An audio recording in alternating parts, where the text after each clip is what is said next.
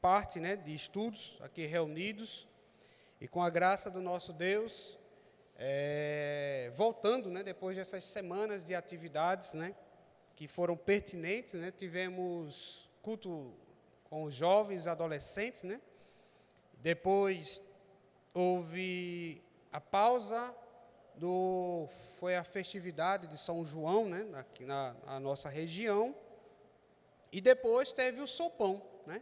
São atividades que foram desses últimos sábados, e hoje retornamos com a nossa lição, né?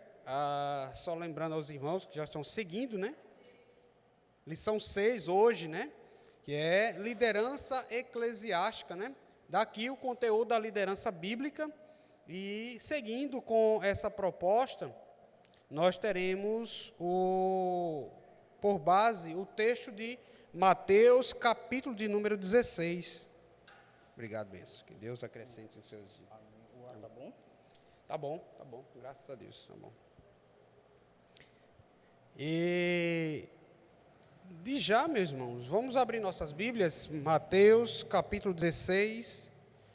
A proposta do conteúdo da revista dos versos de número 13 ao verso de número 19, tá? À medida que os irmãos encontrarem, se possível, né, ficarem de pé para a leitura da palavra de Deus.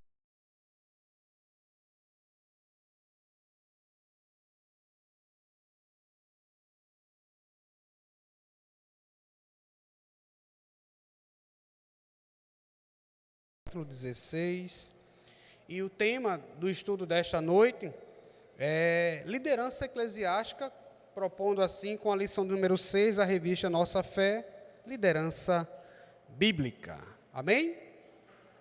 A palavra do Senhor nos diz: indo Jesus por todos os lados de Cesareia de Filipe, perguntou a seus discípulos: quem diz o povo ser o Filho do Homem? E eles responderam: uns dizem João Batista, outros Elias e outros Jeremias ou algum dos profetas. Mas vós, continuou ele, quem dizeis que eu sou? Respondendo Simão Pedro, disse: tu és o Cristo, o Filho do Deus vivo. Então Jesus lhe afirmou: bem-aventurado és, Simão Bar-Jonas, porque não foi carne e sangue que tu revelaram, mas meu Pai que está nos céus. Também eu te digo que tu és Pedro, e sobre esta pedra edificarei a minha igreja, e as portas do inferno não prevalecerão contra ela. Dar-te-ei as chaves do reino dos céus. O que ligares na terra terá sido ligado nos céus, e o que desligares na terra terá sido desligado nos céus. Amém? Curva sua fronte, sua cabeça. Vamos orar ao Senhor mais uma vez, pedindo a graça do nosso bom Deus. Senhor Deus e eterno Senhor da glória, Deus altíssimo, Deus eterno e soberano que reina sobre toda a terra, sobre todo o universo. Quero mais uma vez, ó Deus, agradecer ao Senhor pela oportunidade de trazer, ó Deus, a Tua palavra, ó Deus, como estudo para a Tua igreja. Palavra esta, ó Deus, que venha falar de forma profunda, que venha, ó Deus, trazer luz mais e mais daquilo que os Teus servos e servas aqui já têm por conhecimento, mas que o Teu Santo Espírito, ó Deus, venha ministrar em todas as coisas.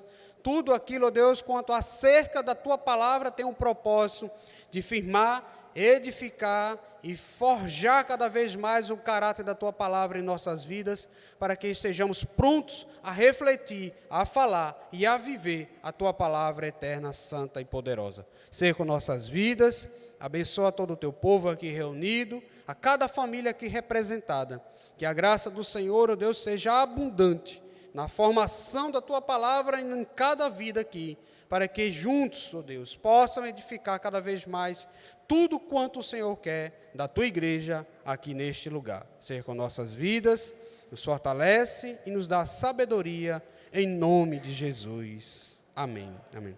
Amada igreja, pode sentar. Queridos, a proposta do autor desta lição, né, ele nos traz com o objetivo desta lição de número 6, a seguinte proposta: é compreender que o reconhecimento de quem Jesus é, somente pode vir de Deus Pai, conforme a palavra nos mostra aqui, né? Que no versículo 17, Jesus afirmou: bem-aventurado és tu, Simão Bar-Jonas, porque não foi carne nem sangue, não foi o homem quem revelou que ele é o Cristo, o Filho do Deus vivo, mas quem revelou e quem trouxe a conhecer ao coração e à mente de Pedro foi o Pai que está nos céus. Para reconhecer, meus irmãos, de fato que Jesus é Senhor sobre nossas vidas, é necessário que o Espírito Santo ministre a gente para que venhamos a proferir e dizer que Ele é o Senhor, o Cristo, o Salvador, o Deus eterno que revelou-se aqui na terra para, com seu plano de redenção, cumprir com todo o propósito em obediência. Então, o objetivo é compreender que o reconhecimento de quem Jesus é somente pode vir pelo nosso Senhor Deus que está nos céus. E nisto implica, meus irmãos, que toda liderança instituída na igreja, ela só acontece porque é Cristo o cabeça da igreja. Porque não é o homem que é o cabeça. Assim como Cristo, ele é provido pelo Pai para ser da igreja, assim a liderança ela é provida pelo Cristo, que é o cabeça da igreja. Então, a proposta e o objetivo da lição é nos mostrar exatamente que a liderança eclesiástica, né, a liderança, quando fala eclesiástica, é a liderança da igreja, ela é provida e proveniente da autoridade do nosso Senhor Jesus Cristo, e é a igreja que reconhece que estes estão revestidos da ação de Deus, a ação de Cristo, a ação do Espírito Santo, para que estes venham desenvolver e desempenhar todo o trabalho na igreja do Senhor. Então, a autoridade na igreja, né, ela é proveniente do próprio Cristo, que é o cabeça da igreja. Para iniciarmos, não sei se os irmãos todos têm a revista, se os irmãos todos têm a revista, tem o conteúdo? Tem? Tem, né? Eu vou somente dando alguns nortes aqui de alguns pontos, mas eu vou tentar trazer um pouco a respeito dessa conversa, dessa confissão que Pedro faz, reconhecendo, né, quem é a liderança eclesiástica da igreja e quem é a autoridade, né? Aqui, ao tratarmos da liderança eclesiástica, né, ou seja, falar desta liderança da igreja, nos deparamos com algumas particularidades, né? Por um lado, há inúmeros abusos de autoridades em diversas igrejas cristãs espalhadas nesse mundo, por muitas das vezes estarem revestidas de doutrinas falhas. E aí, existe, né, a doutrina falha, uma falsa doutrina, ela traz consequências drásticas para a igreja do Senhor. Há pessoas que reconhecem por fé, que vivem por não conhecer a verdadeira doutrina. E nisso, meus irmãos, há consequências. Então, inúmeros abusos de autoridades de fato, existente em muitas igrejas cristãs, a mundo afora. Onde, né, de fato, onde só conseguem conduzi-las, por muitas das vezes, seguindo doutrinas falhas e por falsos ensinos, e ela só consegue conduzir essas igrejas, essas ovelhas, através de mão de ferro, né? Através da sua própria autoridade, onde não é provida da autoridade de Cristo, mas apenas pela autoridade humana. E a proposta desse estudo é procurar com toda a cautela, com toda a diligência, os princípios de liderança bíblica adequada e espiritual. Tudo aquilo, meus irmãos, que temos por proposta, ela não deve ser norteada e nem tida por princípio humano, mas o princípio norteador da igreja do Senhor, ela é a própria Bíblia. Aqui nós não temos uma tradição, mas nós temos a Bíblia como cabeça, como norte, como ponta, para nortear a sua igreja, porque ela é fonte de inspiração do próprio Deus. Aonde houver uma doutrina, que há uma tradição, há um clero, e depois a Bíblia, aí tem princípios com doutrinas falhas. Então, a proposta desse estudo é buscar aqui, segundo o texto que nos foi proposto, segundo o conteúdo que nos foi proposto, mostrar com os princípios de liderança bíblica adequada e também de uma forma espiritual. Então, nós vamos trazer aqui, eu digo nós, eu, Bíblia e o conteúdo da lição, né, para a amada igreja.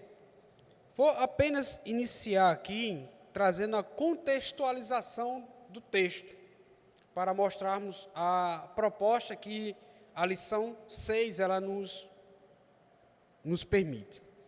Neste texto, com este texto, o evangelista Mateus, ele começa a descrever aqui, a partir desse capítulo 16, e principalmente a partir desta confissão de Pedro, que Mateus narra, ele descreve aqui um desfecho final da vida de Jesus.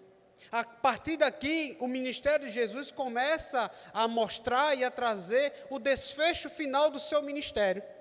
E a partir deste momento, ele passa a falar sobre a necessidade de que Jesus necessitava ou precisava sofrer, morrer e ressuscitar.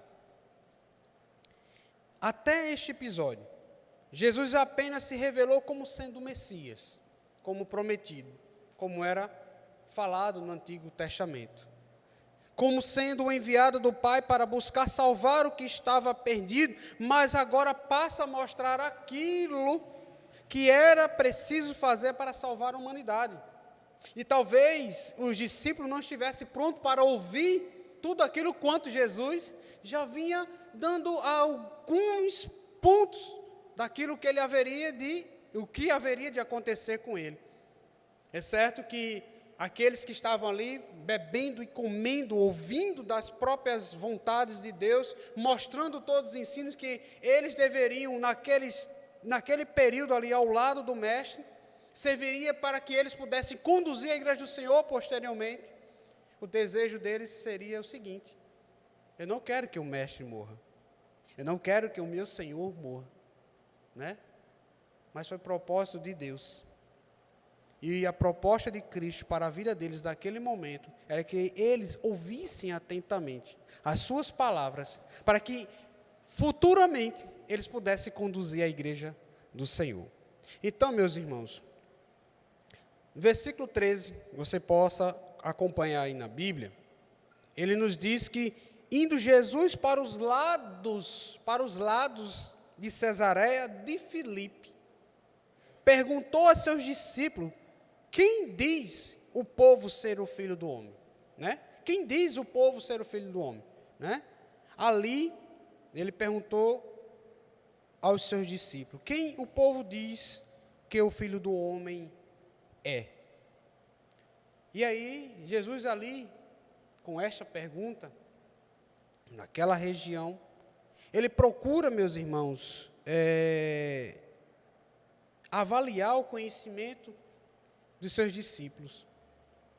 Ele procura avaliar até que ponto os discípulos já compreendem acerca do mestre, que está, por algum período, a ensinar, a mostrar os elementos que ele já disse, já operou, já realizou, e seria um teste com os seus discípulos, né? Quando ele faz essa pergunta: quem o povo diz que o Filho do Homem é? Né?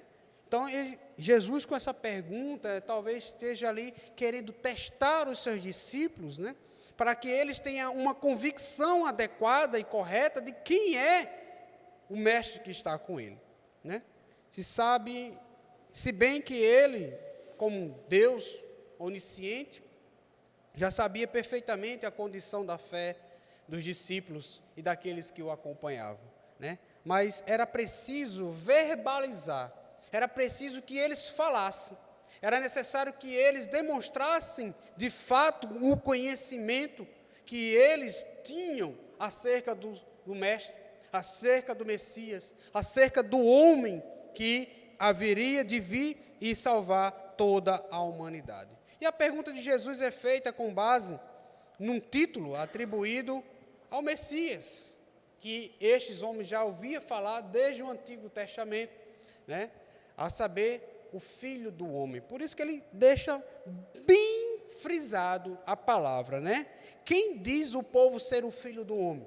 E por que ele fala desta forma e com esta ênfase e neste termo, Filho do Homem? É referindo-se à palavra do Senhor que já havia sido proferida através do profeta Daniel, lá no capítulo 7, versículo número 13. E o título compreende, de fato, o Filho do Homem, a ideia como o descendente da mulher que esmagará a cabeça da serpente, lá do Gênesis capítulo 3, quando fala-se do proto-evangelho, que é a serpente, né, que o descendente da mulher que iria esmagar a cabeça da serpente. E aí o título do Filho do Homem, remetendo para este proto-evangelho, lá no Gênesis capítulo 3. Daniel, ele vem expor, né, vem trazer uma promessa futura, vem trazer uma mensagem futura, e aqui acontece, e Jesus está mostrando para ele, tudo aquilo quanto você ouviu falar, tudo aquilo quanto vocês foram ensinados, que conhecem das promessas do Senhor, eu sou o cumprimento. Ele queria ouvir isso dos discípulos, ele queria ouvir isso daqueles, e esta, meus irmãos, é a proposta que o mundo às vezes quer saber de nós, se nós conhecemos de fato quem é e como podemos dizer quem é este que salva. A proposta de que fomos comissionados pela própria vontade de Deus quando Ele nos resgatou, quando Ele nos trouxe do lamaçal para um caminho que não tem volta, é só seguindo em frente agora, olhar para o autor e consumador e mostrar para este mundo quem é o Salvador, quem é o Filho do Homem que veio para salvar. Versículo 13, ele traz esse contexto. Versículo de número 14. Eles responderam, né? Uns dizem João Batista, outros Elias, e outros Jeremias ou algum dos profetas, né? A avaliação dos discípulos e do povo que estava ali não era das piores, visto que o que considerava um profeta de Deus, né? Talvez, esse homem é um profeta de Deus, né? Alguns dizem que tu és um profeta de Deus, porque eles se referem a Jeremias, se referem a João Batista, se referem a Elias, alguns outros dos profetas que já se passaram por aqui e tiveram como boca de Deus aqui para com o povo, né? Então, eles consideravam Cristo como um profeta de Deus, né? Portanto, bem melhor do que a avaliação dos fariseus. Os fariseus diziam que este Jesus, que falava como mestre, que ensinava como mestre, que dizia ser o Messias, os fariseus já não diziam desta forma, diziam que ele seria o Beuzebu. Os fariseus proferiam em relação a Jesus desta forma, mas os discípulos diziam que o povo falava que este Jesus, este Messias, né? Alguns já conheciam pelos poderes, os milagres e tudo aquilo quanto ele já operava. Dizia que este é um profeta de Deus. Já conhecia e via que nosso Senhor Jesus Cristo já tinha um aspecto diferente, porque ele liderava, porque ele ensinava, porque ele tinha os elementos essenciais da vontade de Deus. Versículo número 15. Uma vez os discípulos dizendo para Jesus, respondendo para Jesus, aquilo que eles ouviram do povo. Aí Jesus disse, sim, Esse é o que o povo acha. E vocês? É o versículo número 15. Mas vós, continuou Jesus, que dizeis que eu sou? Né? Aqui o importante é observar o que Jesus pergunta aos 12, né? Não em particular a Pedro, que algumas doutrinas, algumas entidades, algumas instituições de igreja cristã, refere-se que esta pergunta aqui é específica a Pedro, porque logo mais à frente vai enfatizar a Pedro, mas aqui ele pergunta aos 12. Não pergunta apenas a Pedro. Tá? A resposta não pode ser interpretada como uma convicção particular a Pedro, mas como uma resposta que define a opinião de todo o grupo. Vocês, mas vós, o que acham, o que pensam, o que dizem que eu sou? Né? Aí, a narrativa de Mateus, aqui, assim como Marcos e Lucas, quem fala é Pedro, mas a pergunta foi lançada para todos. Mas o registro apenas diz quem responde é Pedro. Tá? Mas, como não há discordância, não foi necessário o Espírito Santo revelar na sua palavra. Se houvesse discordância, possivelmente tinha. Mas é muito provável que havia concordância dos demais com Pedro. Né? E aqui, no versículo 16, ele vai mostrar, dizer, respondendo Simão Pedro, disse, tu és o Cristo, o Filho do Deus vivo. Né? A resposta compreende 2 tópicos aqui, a resposta de Pedro. Primeiro, que Jesus é o Messias, o Salvador prometido lá no Antigo Testamento e ansiosamente aguardado pelo Israel. E segundo, que Jesus é o Filho de Deus vivo. Este é um avanço considerável na compreensão da origem do Salvador. Era necessário que Jesus pudesse ouvir de forma verbalizada dos próprios discípulos que ele estava ensinando. Dizer que este é o Cristo, o Filho do Deus vivo. Era esta a proposta que Jesus estava testando nos seus discípulos. Né? E ele não era um homem especial, como algumas religiões proferem. Né? Esse é um profeta de Deus, né? Como algumas religiões proferem. Mas é o Filho de Deus, encarnou-se como homem, sendo 100% homem, 100% Deus, para salvar toda a humanidade. Eu não quero entrar em ênfase aqui quem são essas religiões ou pseudo-igrejas, instituições cristãs, e algumas são nem reconhecidas como igrejas, né, mas como seitas, né? Dizem que Jesus foi um grande profeta. Outros vão dizer que um pouco menor ou um pouco maior do que fugiu o nome agora, aquele que surgiu em Meca, do Islã, esqueci o Maomé, né? Alguns vão dizer um pouco maior do que Maomé. Veja a mentalidade, né? Era um homem dotado de muito conhecimento, sabedoria, conhecedor da Torá, conhecedor da Sagrada Escritura, e ele sabia interpretar muito bem, ensinava muito bem. Tinha conhecimentos, né, notáveis, mas não era Deus. É o que algumas instituições falam acerca de Jesus. Por outro lado, algumas dessas hoje dão até ênfase em falar de Jesus para o mundo como se fossem adoradores de Jesus. Mas apenas falam, evidenciam o nome para atrair adeptos para ensinar a sua doutrina. Mas não tem nada de doutrina cristã. Nada de doutrina cristã. Né?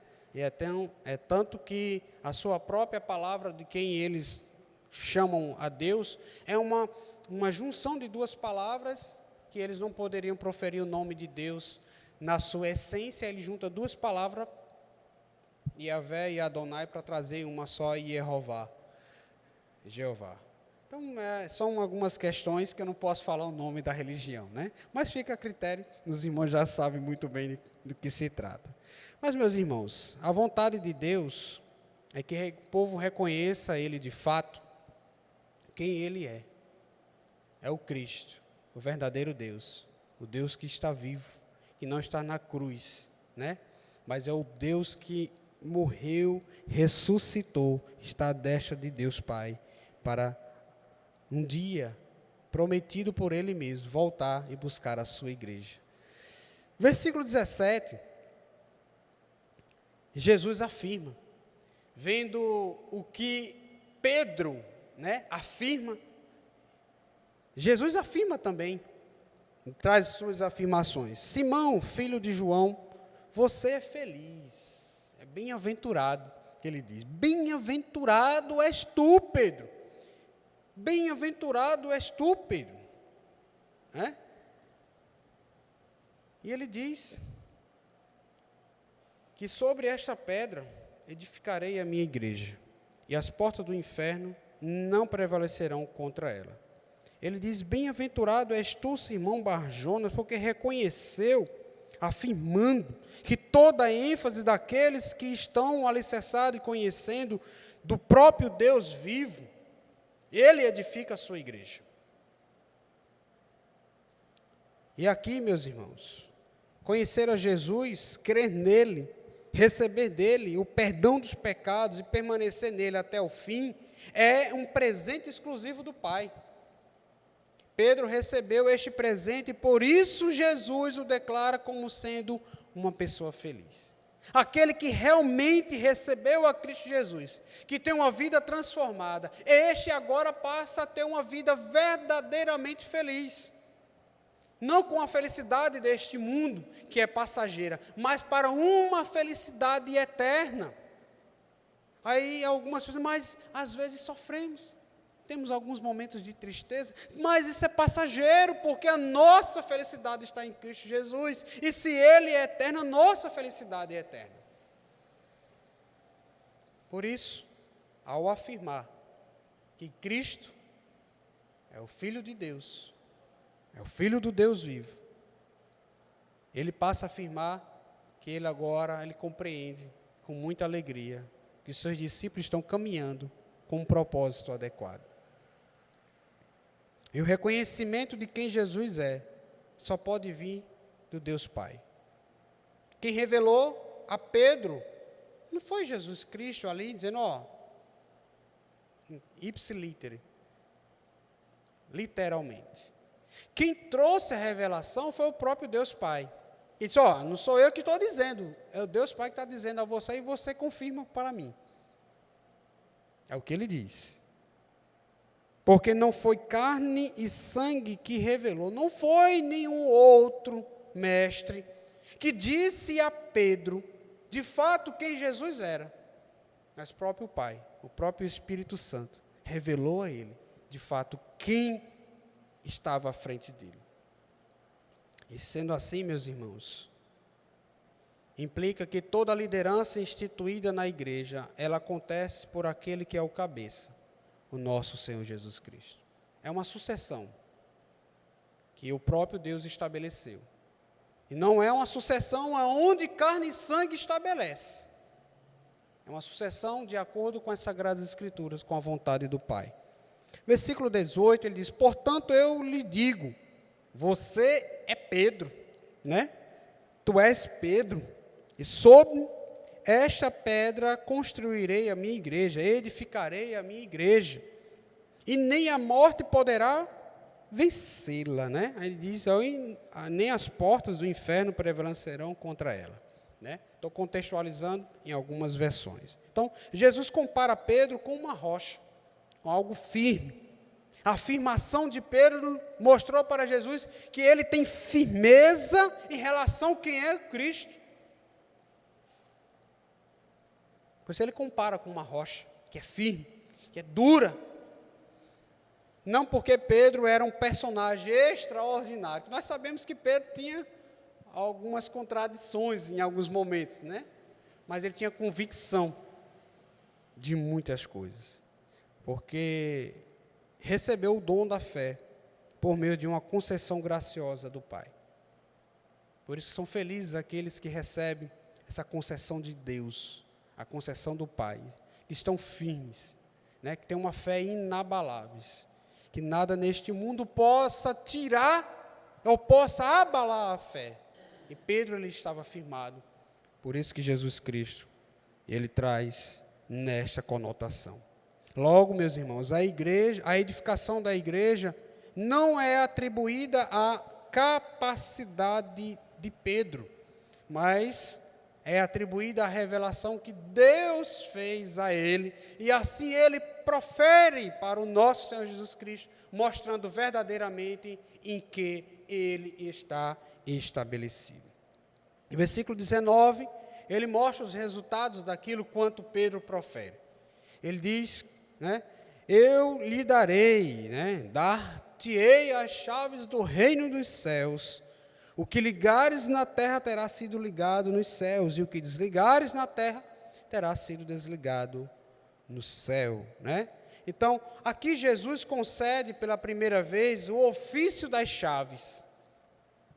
O ofício das chaves para a sua igreja.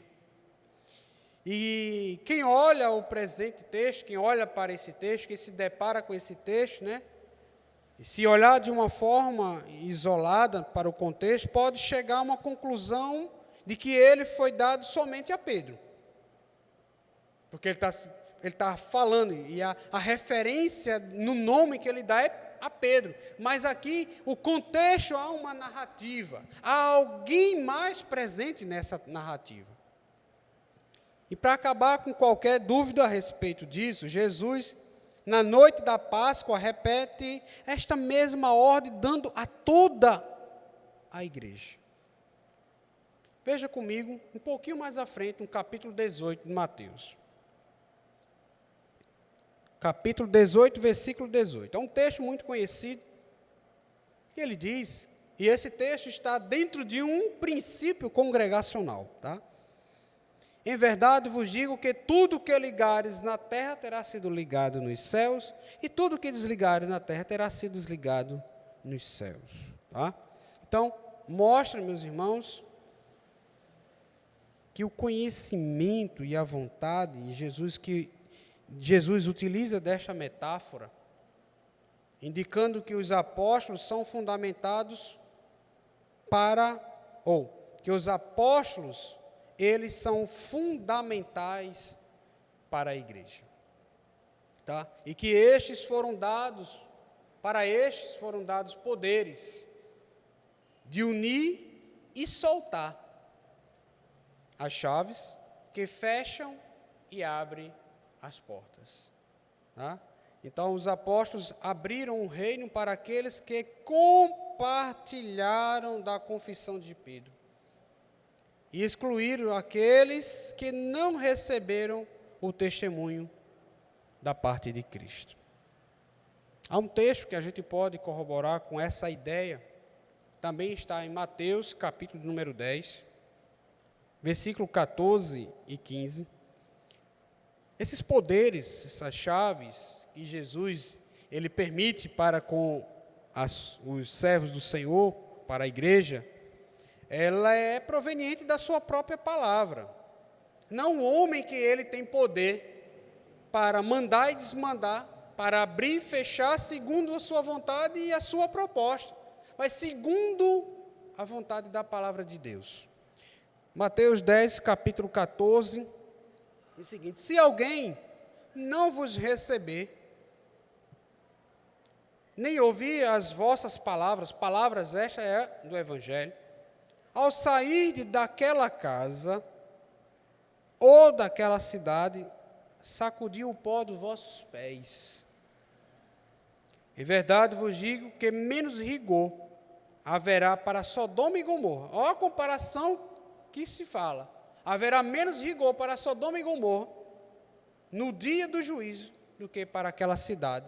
E aí ele pode referir daquela cidade ou para aquela casa que foi falado e foi anunciado as boas novas de salvação.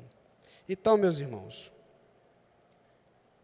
depois do versículo 19, vem o versículo número 20, somente para ratificar as palavras de Jesus, que ele diz: em verdade, então Jesus ordenou que os discípulos não contassem a ninguém que ele era o Messias. Não sabemos, talvez, o porquê desta ordem que Jesus dá, Mas, levando em consideração que Jesus fazia as coisas de forma muito cadenciada e muito propícia, né? Muito pensada.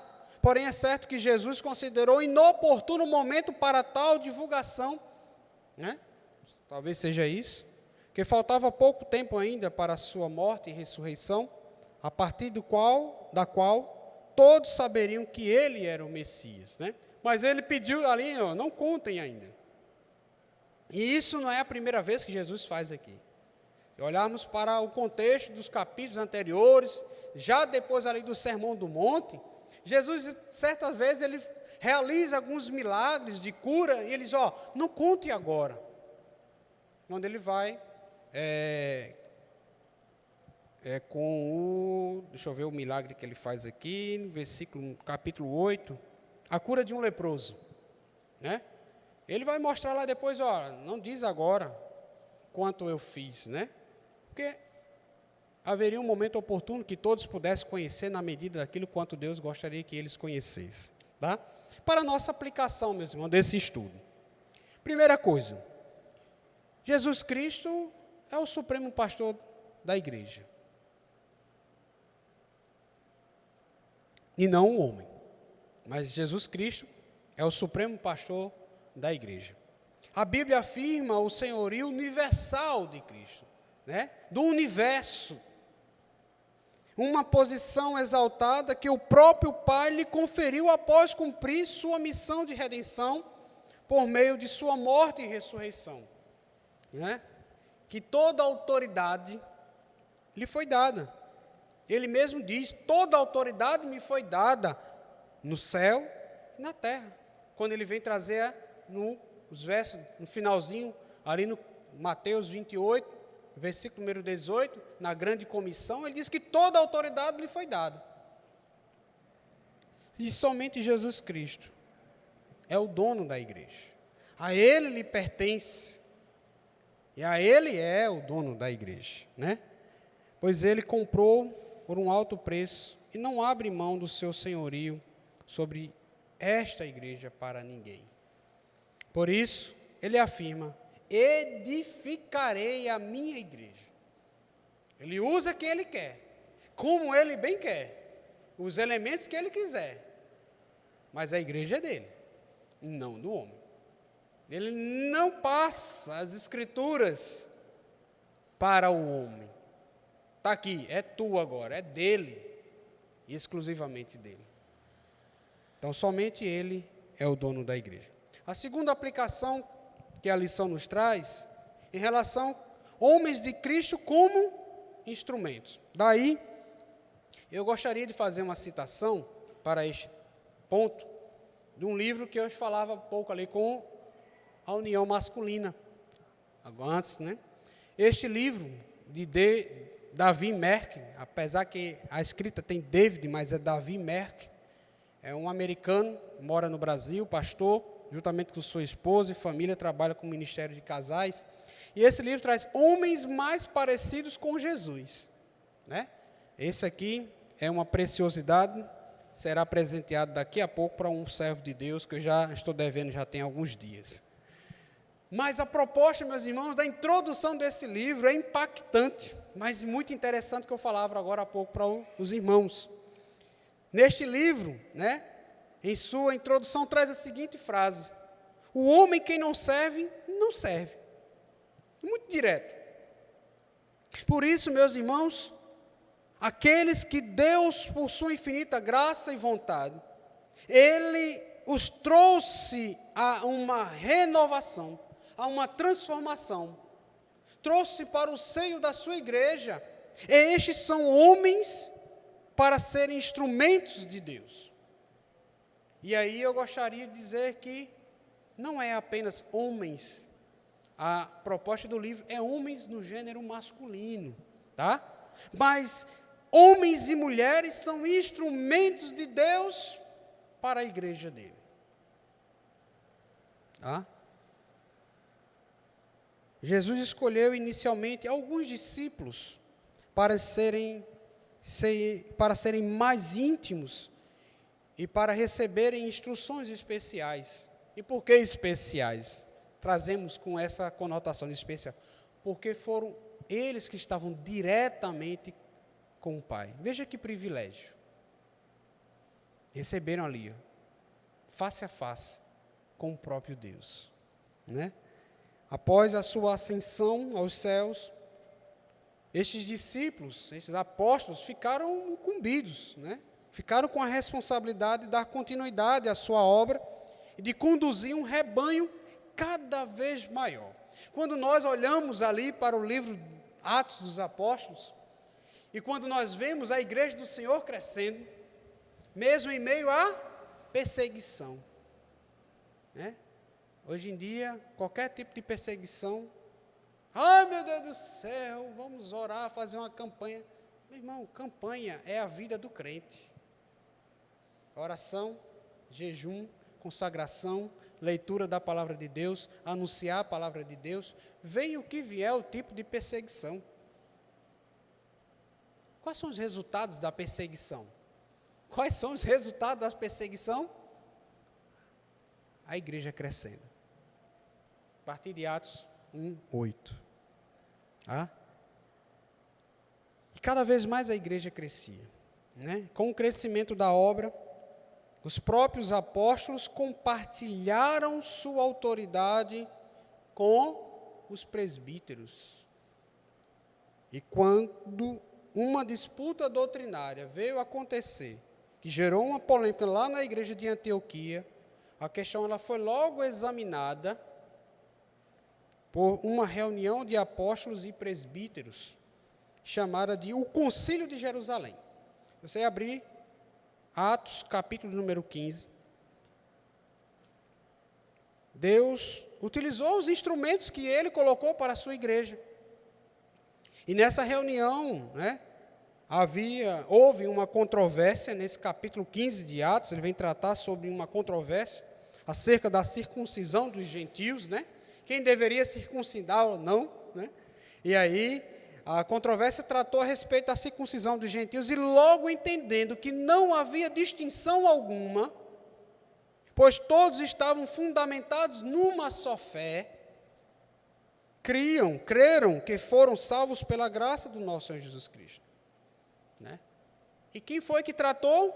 Aqueles que Deus instituiu para liderar a sua igreja. Apóstolos e presbítero nesse concílio de Jerusalém, né? Não é uma situação muito boa entrar em conflitos e debates, né? Mas devemos lembrar, meus irmãos, que estes concílios, estas ocasiões, elas foram importantes e essenciais para a fundamentação da doutrina e da palavra de Deus, né? E no Antigo Testamento, o chamado ao ministério, por muitas das vezes, era por meio de visões, de sonhos. Já na Nova Aliança, né, seguiram a sucessão apostólica para tratar da sua igreja, para cuidar da igreja, para fundamentar bem a igreja, para ensinar a igreja e para tratar de problemas que nela acontecem, né? Então, os líderes na Nova Aliança são eleitos em suas próprias congregações para exercerem autoridade espiritual para com seus irmãos. Aí Atos, capítulo 14, aqui onde nós já estamos bem perto, né? 14, 23, e promovendo-lhes em cada igreja a eleição de presbíteros, depois de orar com jejuns, os encomendaram ao Senhor em quem haviam crido. Tá? Então, a instituição, meus irmãos, de líderes, como a proposta já nos mostra, para a liderança eclesiástica, ela é proveniente da reunião dos seus eleitos do Senhor. Tá? Ele não é fundamentado nele mesmo, como acontece muito. O indivíduo, ele se acha revestido, cheio de poder, ele se autoconsagra, ele é pastor, ele é presbítero, ele é bispo, ele é apóstolo, ele é tudo na igreja. E é ele que abre e fecha como ele quer, como ele bem quer. E não a congregação dos eleitos do Senhor. Não foi a congregação do Senhor, dos eleitos do Senhor, que o instituiu, mas ele instituiu por conta própria. E nós sabemos os resultados disso quando acontece, né? Então, meus irmãos, a terceira aplicação é a palavra de Cristo que tem autoridade. Entre as qualificações do líder da igreja está a habilidade com as escrituras sagradas. Deve ter, e é essencial ter. Veja agora o texto no livro de Paulo a Tito, capítulo de número 1. Tito, capítulo de número 1, versículo de número 9. As qualificações que o líder da igreja ele deve ter.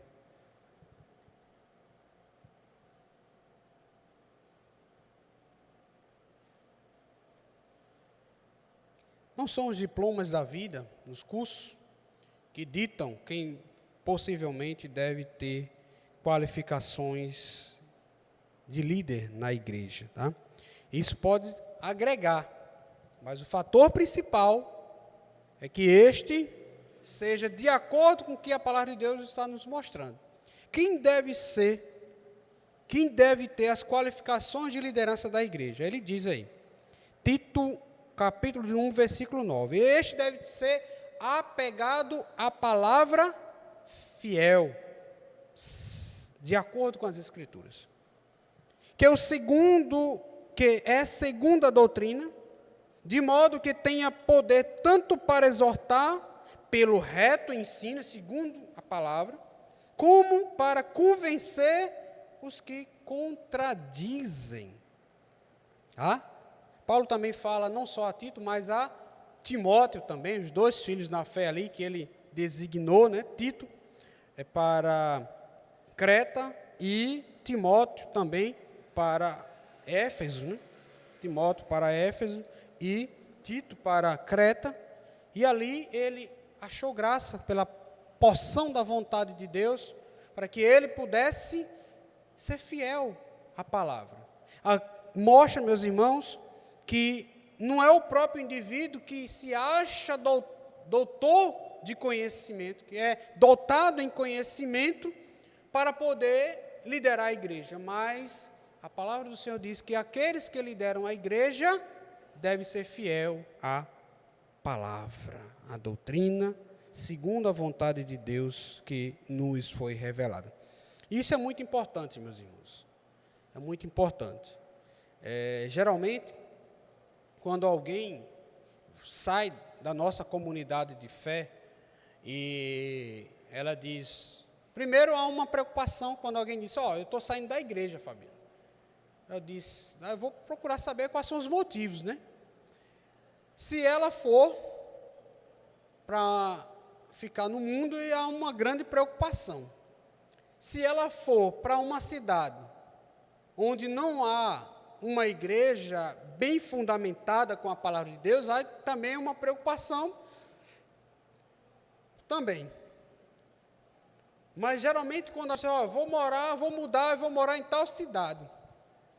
E eu digo, a única preocupação que eu vou ter com você é que você procure rapidamente uma igreja que prega fielmente as Sagradas Escrituras. Porque é fonte de vida, meu irmão, para a igreja. E não fonte para uma vida terrena, mas esta palavra de Deus é fonte de uma vida para a eternidade, que nos conduz e que nos firma para uma eternidade, e não para uma vida que alimenta apenas o ego da igreja para o presente momento. Então, é importante para a liderança eclesiástica que no Novo Testamento já ordena que a igreja conceda maior honra aos presbíteros, e aqui presbítero é aqueles que lideram, como ele fala, pastores, mestres, que se dedicam a estudar e ensinar a palavra de Deus. Veja o que é que Paulo fala na primeira carta a Timóteo, capítulo de número 5, versículo 17. Devem ser considerados merecedores de dobrados honorários os presbíteros que presidem bem, com especialidade os que se afadigam na palavra e no ensino. Esses que procuram, de forma muito enfática, que gastam tempo com a palavra e com o ensino, né? O que provavelmente significa, inclusive, dizer que as igrejas deveriam prover todo o sustento a estes líderes para dedicarem exclusivamente a esse ofício. Não que eles deixassem de executar outros, né? Não quer dizer que eles pudessem deixar de executar outras atividades, né? Mas que esta de forma exclusiva, que foi para este fim que eles foram designados, tá? E desta forma, a palavra de Deus é o critério de Cristo para a liderança de sua igreja, tá? Tudo quanto Cristo ele veio falar para os seus discípulos, tudo quanto Cristo operou em seu ministério e deixou todos os seus ensinos e sua palavra, seus gestos, suas práticas, era para que a liderança pudesse ver nele, receber dele, tudo aquilo quanto ele executou em nome do Pai. E assim a sua igreja espelha de forma adequada. Então, é a ela, né? É nesta forma que o líder deve se moldar ou amoldar em sua conduta e ensino, né? Pelo contrário, sua autoridade, se não for estabelecida desta forma, a autoridade da liderança deverá ser completamente rejeitada pelo rebanho. Se ela não estiver pautada desta forma, como Cristo ensinou, como Cristo fundamentou, essa autoridade ela deve ser completamente rejeitada pelo seu rebanho. Por quê, meus irmãos? Se olharmos para muitos exemplos, mas eu queria trazer apenas um, segundo a própria porção da palavra nos mostra, que falsos mestres levam ovelhas ao precipício. Abra comigo esse último texto para a gente finalizar. Jeremias capítulo 23. Eu tive total cuidado para formar essa frase aqui. Que falsos mestres levam ovelhas ao precipício. Mas foi lendo a porção da palavra de Deus, Jeremias 23.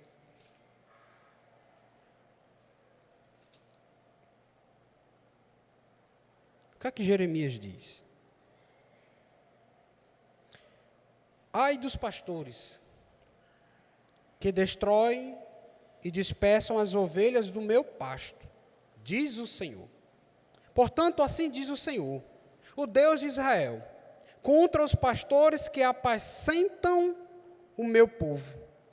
Vós dispersastes as minhas ovelhas e as afugentastes, e delas não cuidastes.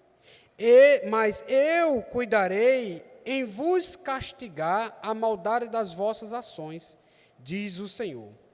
Eu mesmo recolherei o restante das minhas ovelhas, de todas as terras para onde as tiver afugentado, e as farei voltar aos seus apriscos.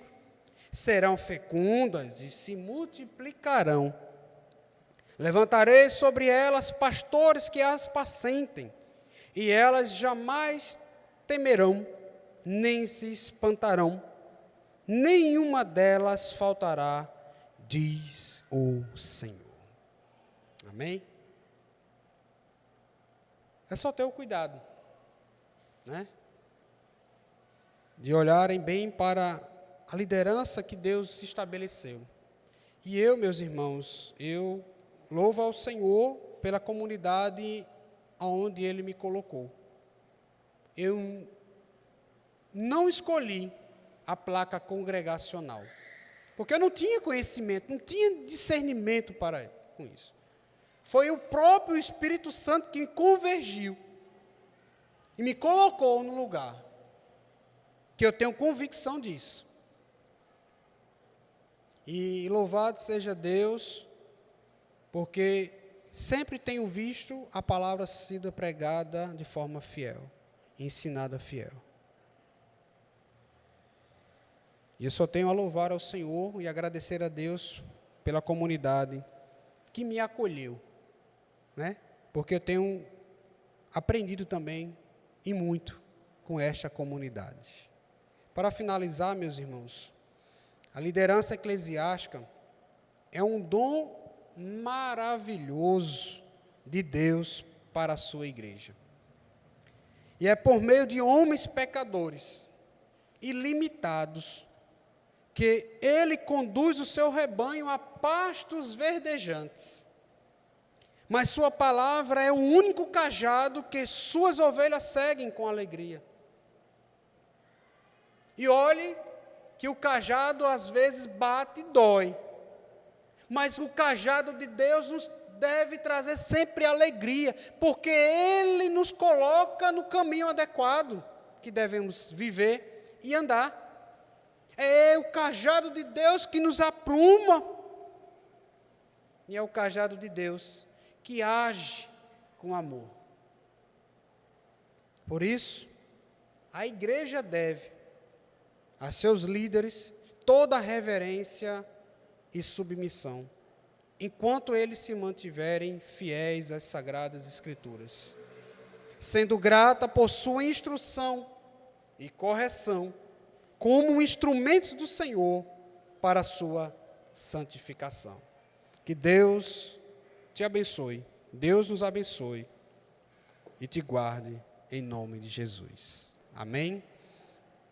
Os irmãos podem participar fazendo perguntas também. Eu esqueci de falar para os irmão poderia levantar as mãos, né? Fala, Fabiano, tocar nesse assunto, falar disso, queiram contribuir também. Os irmãos estão com a oportunidade, né, de perguntarem e também complementar também com alguma coisa em relação ao que falamos nesta noite. Os irmãos podem fazer suas perguntas.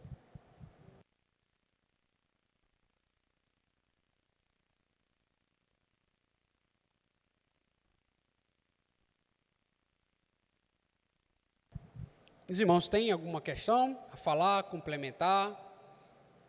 Vamos aqui, tá? Tudo certinho? Tudo certinho? Amém? Vamos ficar de pé? Vamos orar ao Senhor, nossas vidas. Irmão Alinaldo, ora ao Senhor por nossas vidas, em nome de Jesus.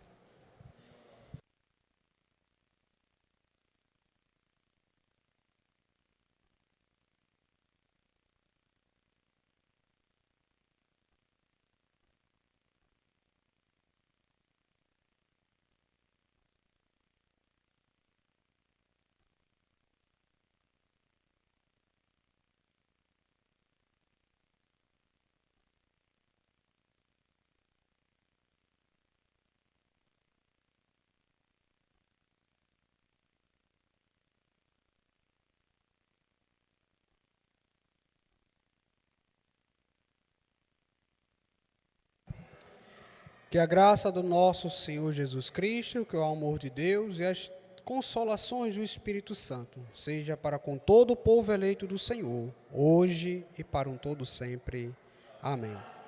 Deus abençoe e até amanhã para o culto solene.